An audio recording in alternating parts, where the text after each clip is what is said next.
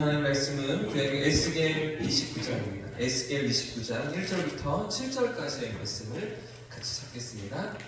구약성경 1194면에 있는 에스겔 29장 1절부터 7절까지의 말씀만 같이 찾겠습니다. 29장 1절부터 7절까지의 말씀인데요. 한 절씩 교독해서 읽겠습니다.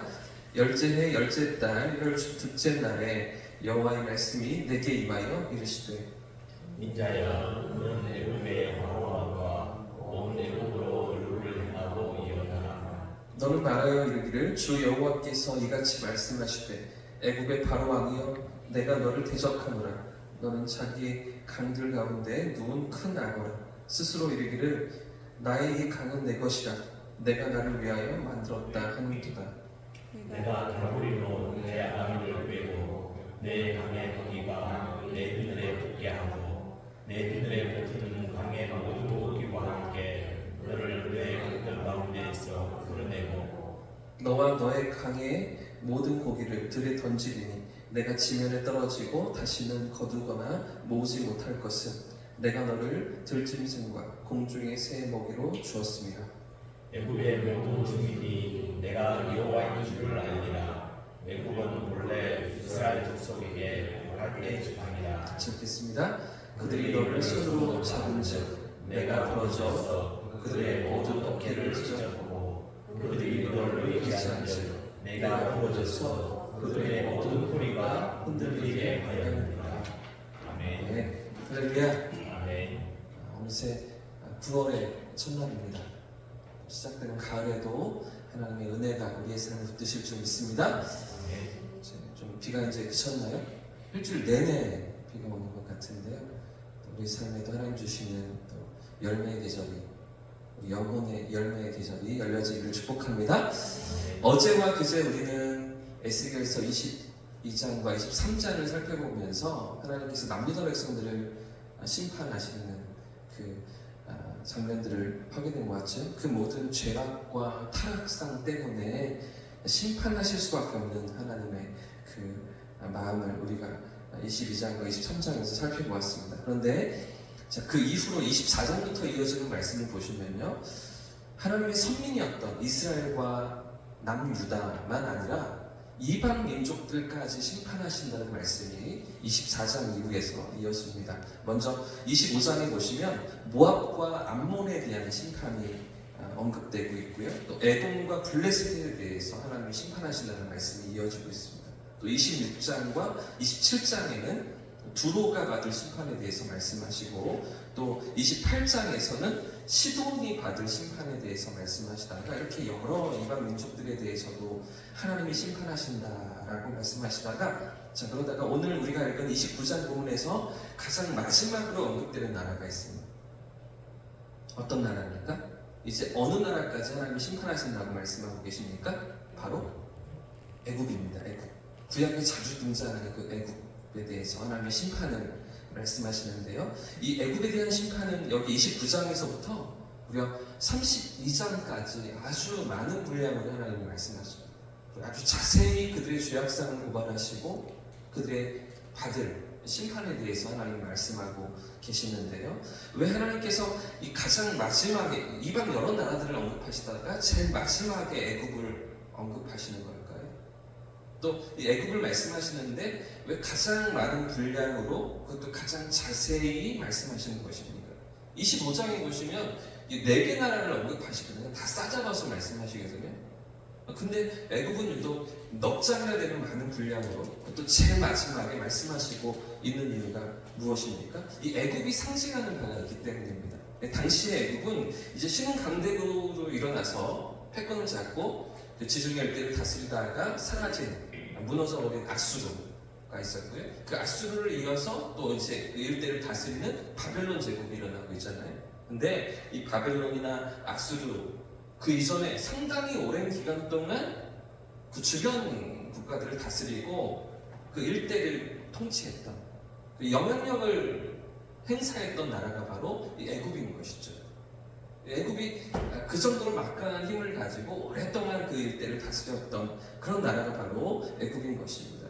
그래서 북이스라엘과 남유다의 왕들이 수차례 아수르에게 괴롭힘을 당하고요. 또 바벨론에게 침략을 당하면서 어디로 자꾸만 도움을 구하고 나갑니까? 애굽으로 가는 거죠.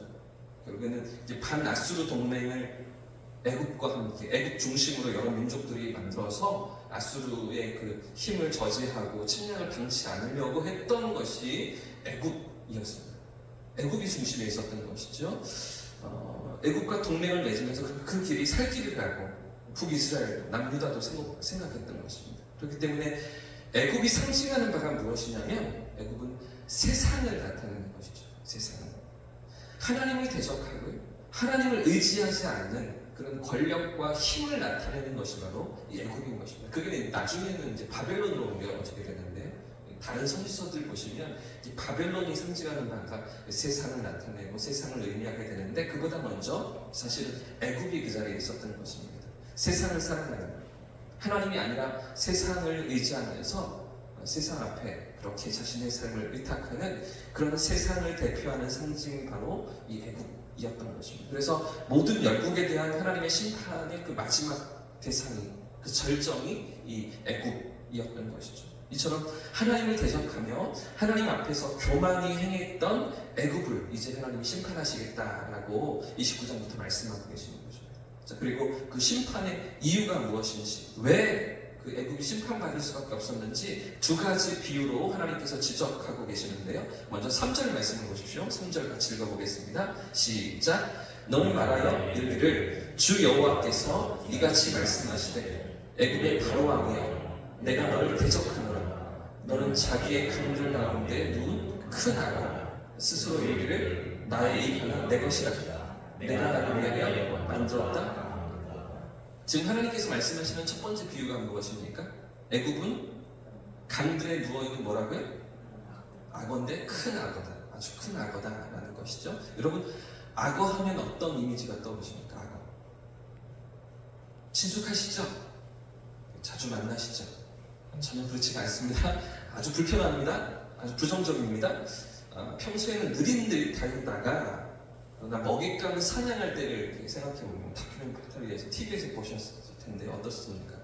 물속에 몸을 숨깁니다. 전혀 드러나지 않습니다. 소리도 없이 형체도 없이 순식간에 다가와서 아주 강력한 힘으로 먹이를 낚아채는 것, 그게 악어잖아요.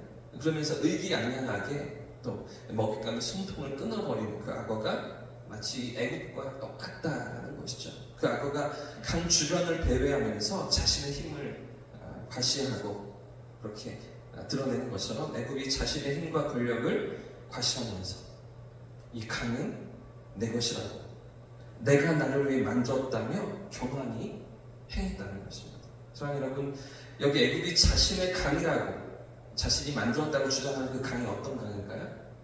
애굽의 강? 나일강이겠죠.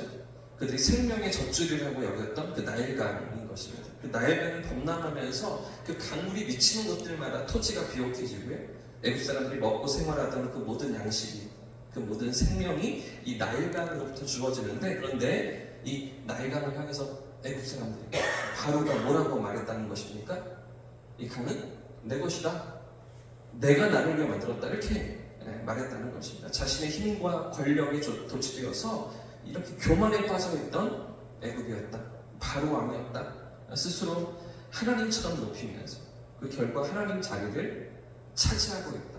그 교만함을 하나님이 심판하신다 라고 말씀하시는 것입니다. 그래서 하나님께서 애굽을 심판하시는 것인데요. 자, 첫 번째는 강에 누운 큰 악어 같은 그런 교만한 애굽이었기 때문에 심판을 당한다는 것입니다. 그리고 또 하나, 이런 애굽을 비유하는 또 하나의 상징이 더 있는데 6절과 7절 말씀을 같이 읽어보겠습니다. 6절과 7절 시작. 애굽의 모든 주민이 내가 여호와인 줄 알리라. 애굽은 본래 이스라엘 족속에게 갈대의 지팡이라. 그들이 너를 손으로 잡은즉 내가 풀어져서 그들의 모든 어깨를 찢었고, 그들이 너를 의지한즉 내가 풀어줘서 그들의 모든 허리가 흔들리게 하였다. 또 애굽에 대해서 두 번째로 비유하시는 하나님의 말씀은 무엇입니까? 애굽이 갈대지팡이다라는 것이죠. 갈대지팡이. 여러분, 갈대라는 것입니다. 갈대는 잘 아시는 것처럼 속이 비어있는 그런 식물이잖아요. 그래서 겉으로 볼 때는 아무리 단단해 보이고 견고해 보여도 사실은 조금만 힘을 주면 어떻게 됩니까? 금세 꺾이고 말죠. 금세 부러지고 마는 게 이 갈대의 특성입니다. 그렇기 때문에 이런 갈대로 지팡이를 만들 수가 있습니까? 없습니까? 이런 갈대를 가지고 지팡이를 사용하는 사람들이 있습니까? 없습니까? 애들이나 갖고 놀죠. 그렇죠? 이 갈대는 절대 지팡이가 될 수 없습니다. 그런데도 누가 이런 갈대를 지팡이로 쓰려고 했다는 것입니다. 하나님의 백성들, 이스라엘, 남유다 백성들, 전혀 도움이 되지 않는, 의지할 수 없는, 부러지고 마는 그런 갈대를 자기의 의지를 삼았다는 것입니다. 그런데 그 결과가 어떻습니까? 7절을 다시 보시면 이스라엘이 애굽을 손으로 잡으니까 어떻게 되었습니까? 그 갈대가 이렇게 부러져서, 애굽이 부러져서 이스라엘의 어깨를 찌르는 겁니다. 부러진 뾰족한 그 갈대 그 뼈대가 오히려 그 의지하려고 하는 하나님의 백성들을 찔렀다는 것이죠. 이스라엘이 애굽을 의지했지만 그 애굽이 부러지면서 이스라엘의 허리까지 온몸이 휘청이게 만들었다. 그렇게 위태롭게 만들었다라고 하나님 지적하시는 것입니다. 사랑하는 여러분, 무슨 이야기입니까?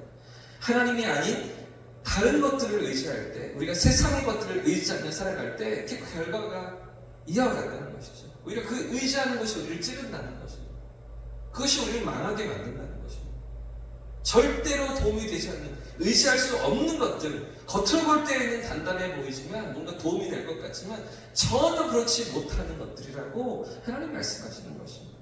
사랑하는 여러분, 그렇기 때문에 오늘 우리가 이 땅을 살아가면 우리가 정말 의지해야 할 분이 누구십니까? 진짜 우리의 도움이 되시며 힘이 되시는 분이 누구십니까? 내가 산을 향하여 눈을 들리라. 나의 도움이 어디서 오고? 산을 향해서 눈을 뜨는 건요, 저 산 언덕을 넘어서 어떤 지원군이 나에게 오겠는가? 여러 곳에 도움을 요청했는데 눈앞에 닥친 전투 앞에서, 적군 앞에서 내가 이길 수가 없는 겁니다. 지원을 요청했는데 저 산등성을 넘어서 누가 나에게 도움이 되겠는가? 산 너머를 계속해서 바라보는 거죠. 근데 전체적명이 위기에 놓여져 있으니까. 근데 산을 향해서 눈을 뜨는데 누가 나의 도움이 되는 것입니까? 산을 넘어오는 지원군이 아니라 다른 나라의 그 군사들이 아니라 여호와 하나님이 나의 도움이 되신다. 시편 121편이 고백하고 있는 거죠. 우리의 도움이 누구십니까? 진짜 우리의 힘이 누구십니까? 세상을 살아가면서 우리의 모든 삶에 의지할 대상이 누구이신 것입니까? 인간적인 눈으로 볼 때는 세상이 악어처럼 강해 보이고 힘과 권세를 가진 것 같고요. 갈대가 우리의 지팡이가 되어주고 도움이 되어줄 것 같아 보이지만, 그러나 진짜 우리의 도움이 누구십니까? 살아계신 하나님, 그 하나님을 의지하며 믿음으로 살아가는 9월 되시기를 예수님의 이름으로 축복합니다. 그 하나님 앞에서 겸손히 우리의 삶을 주님과 함께 걸어가며 주님의 도우심을 날마다 누리는 저와 성도님들의 삶이기를 예수님의 이름으로 축복합니다. 이제 찬양하고 기도하겠습니다.